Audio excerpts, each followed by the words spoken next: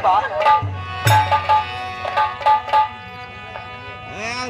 अगर हमको तुमसे अगर हमको तुमसे मोहब्बत नहीं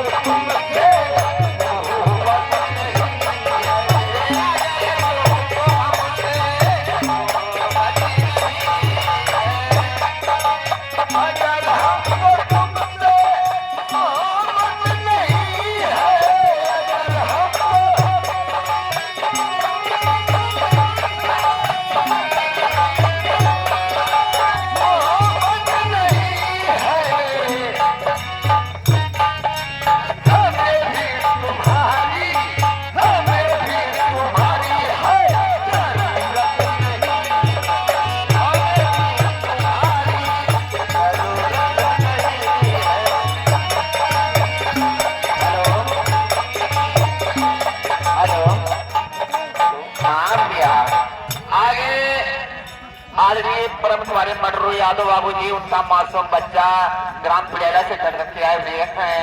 इस गाने पर खुश होकर के मासूम बच्चे की तरफ से 50 रुपए में से 11 रुपए दान आया है। परमात्मा करे गीत दूंगा राज तुम्हारा मासूम बच्चा बढ़ता रहे। लेकिन आगे देखिए भैया होता क्या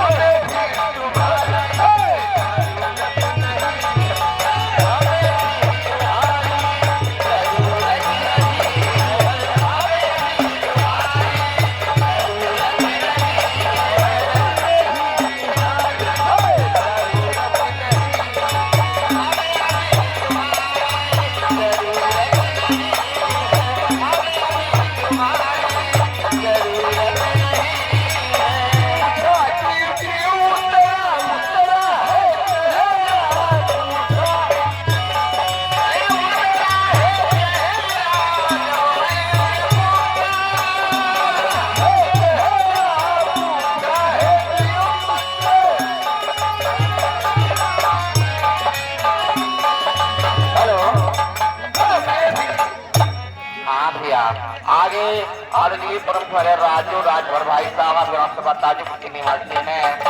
इस गाने के ऊपर खुश होकर के बाबू जी की तरफ से 11 रुपए दान आया है। महान महान भाव से मैं करता हूँ एक फरमाइश का मुन्नी बदनाम हुए डार्लिंग तेरे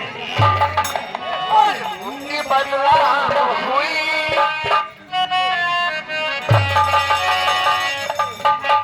मुन्नी बदनाम हुई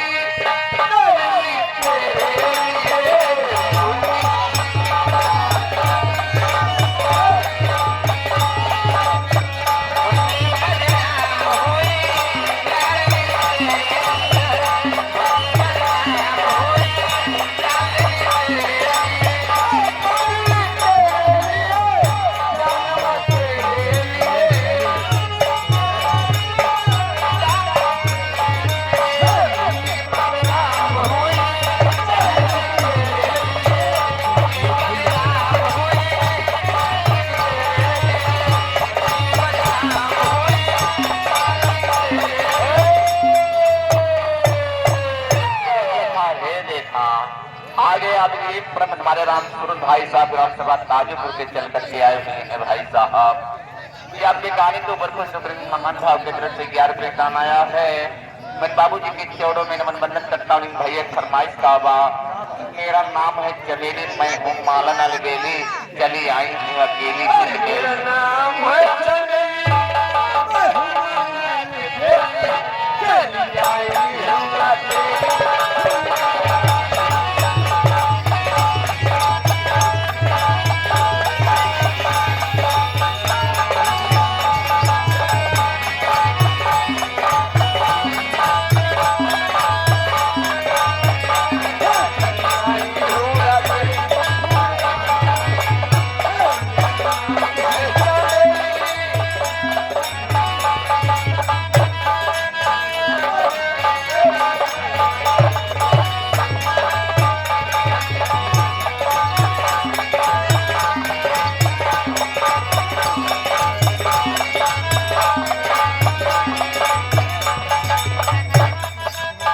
हेलो, हाँ भैया आ गए माने श्री हमारे सचिन भैया के मौसी जी।